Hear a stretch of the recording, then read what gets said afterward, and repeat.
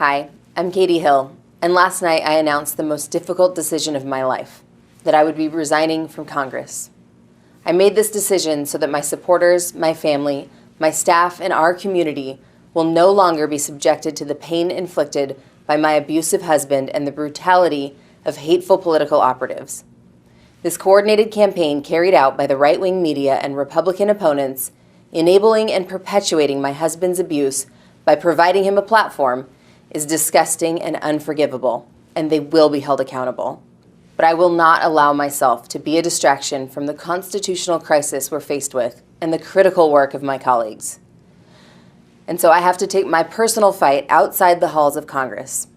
Too many Americans are counting on Washington to fulfill our promises of quality health care, housing we can afford, and a government that works for the people. And I cannot let this horrible smear campaign get in the way of that work.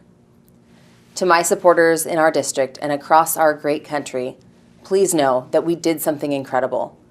We proved that an imperfect woman, the 31-year-old daughter of a nurse and a police officer, who never planned to run for office, has a place in the people's house.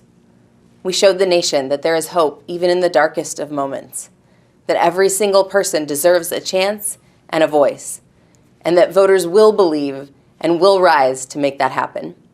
We showed Washington that a grassroots campaign can propel a young woman into Congress without the help of big corporations and special interests that have for so long governed politics, and that this movement will change our broken political system forever. That matters, and it will always matter. I need you to know that my fight is not over. Those of you who know me know that I am a fighter. Before I came to Congress, I fought for the most vulnerable people in our community, working to end homelessness for individuals, veterans, and families. I fought to give a voice to those who have too long been silenced or pushed into the shadows. I'm going to continue to fight for our democracy, for representation, for justice and equality, and for making the world a better place. And I will also take up a new fight. I will fight to ensure that no one else has to live through what I just experienced. Some people call this electronic assault, digital exploitation. Others call it revenge porn. As the victim of it, I call it one of the worst things that we can do to our sisters and our daughters. I am grateful for all of you who have spoken out about this in recent days. As I have before, I will stand up for those who cannot stand up for themselves, because there is one thing that I know for sure. I will not allow my experience to scare off other young women or girls from running for office. For the sake of all of us, we cannot let that happen. I'm hurt.